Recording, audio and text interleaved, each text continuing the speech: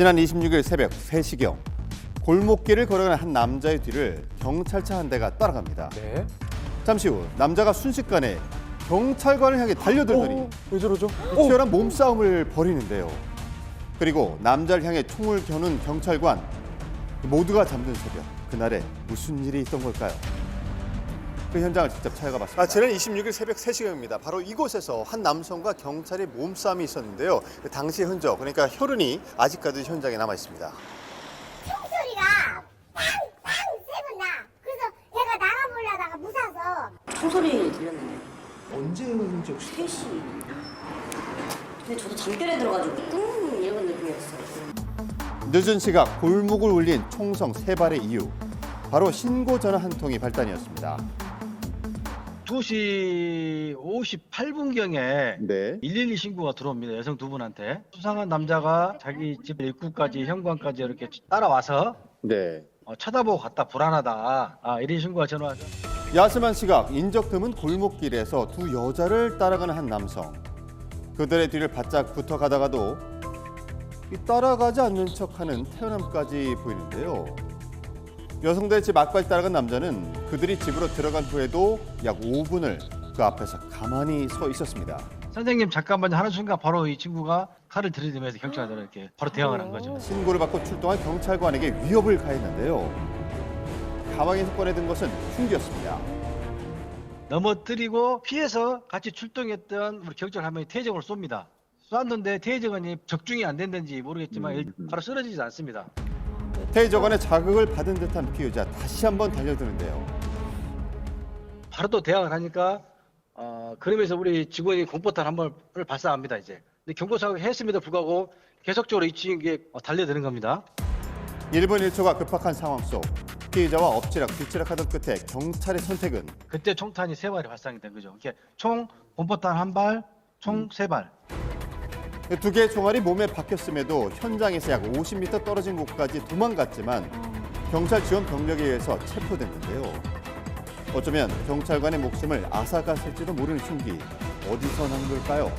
집에서 사용하는 부엌칼보다 좀 더 예리한 칼이 있지 않습니까? 전체 길이는 36cm인데 쇼핑백 가방에 있었습니다. 새 칼은 아니고 오래된 칼이더라고요. 사용 흔적이 많은 칼이더라고요. 본인이 그 점도 가지고 있었던 걸로 보이긴 한데 일단 저희가 확인을 해봐야죠. 이제 추적 수사를 해봐야죠. 커다란 쇼핑백에 36cm의 흉기를 소지하고 있던 남성. 경찰에게 범행을 저질렀던 이유는 무엇 때문이었을까요? 그 대상의 특수성, 즉 경찰이다. 다른 사람들한테 위해를 가할 마음을 강하게 먹고 있었기 때문에 오히려 그 반동으로 경찰이 왔을 때 강력하게 이렇게 좀 뭐 거부하는 혹은 뭐 반발하는 그러한 반응을 보이게 되지 않았을까 이렇게 생각이 듭니다. 경찰에게 갑작스러운 공격성을 보였던 이 남자는 어떤 사람일까요? 자주 지나가던 사람이에요. 딱 그 사람 보는 순간 정신 약한 사람이에요. 정신이 약한 사람이라고. 네. 왜요? 뭐 이상했어요 좀? 이 사람이 한참 이렇게 가다가 이렇게 멈춰. 꼭 이렇게 스타일이. 그리고 가만히 있어. 그리고 또 가. 꼭 이렇게 지나가는데 그래. 하루에 한 번씩. 그리고 이제 늘 쇼핑백 들고 다녀. 원래부터 좀 약간 조금 이상했어요. 이 쇼핑백 그거 안 된다는 거 제가 와요. 작정을 하고 나왔다는 말 그런 거 같아요. 매일 비슷한 시간에 동네에 나타났다는 피의자는 한 손에 종이 가방이나 신문을 들고 있었다고 하는데요. 이 주민들이 보기에도 피의자의 행색이 수상해 기억하고 있었다고 합니다.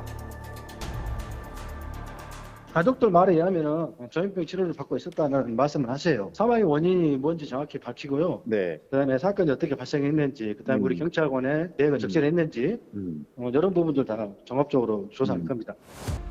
그렇다면 당시 피습당한 경찰관의 상황은 어떨까요? 지금 환자가 좀 치유될 상황이에요. 내일도 CT 찍고 또 확인해봐야 될 상황이에요. 이마와 볼에 큰 자상을 입고 광대 골절에 외상을 입은 경찰관. 수술이 끝나고 회복 중에 있다고 하는데요. 한편 피의자를 향했던 경찰관의 총격, 실탄 사용에 대해서 논란이 되고 있습니다. 경찰관을 보호하면서 법 집행의 정당성을 확보하기 위해 마련된 제도에서 해당 사건은 이 중 심각한 부상을 겪을 수 있던 치명적인 상황이었는데요. 사건 같은 경우에는 대상자가 경찰관을 칼, 즉 매우 치명적인 수단으로 경찰관을 직접 찌르기까지도 했고 총기 이후에는 달리 제압할 방법이 없었다라고 봅니다. 따라서 형법상 정당행위이자 정당 방위에 해당이 되기 때문에 이 해당 경찰관의 총기 사용은 결과론적으로는 크게 문제가 없을 걸로 그렇게 봅니다. 경찰관이 범인으로부터 피습을 당한 비율은 최근 5년 동안 약 2,000건, 4분의 1에 해당하는 높은 비율입니다. 시민들의 안전과 직결된 경찰관의 법 집행, 이들의 법 집행을 보호하고 소극적인 대응으로 이어지지 않도록 주시할 필요가 있겠습니다.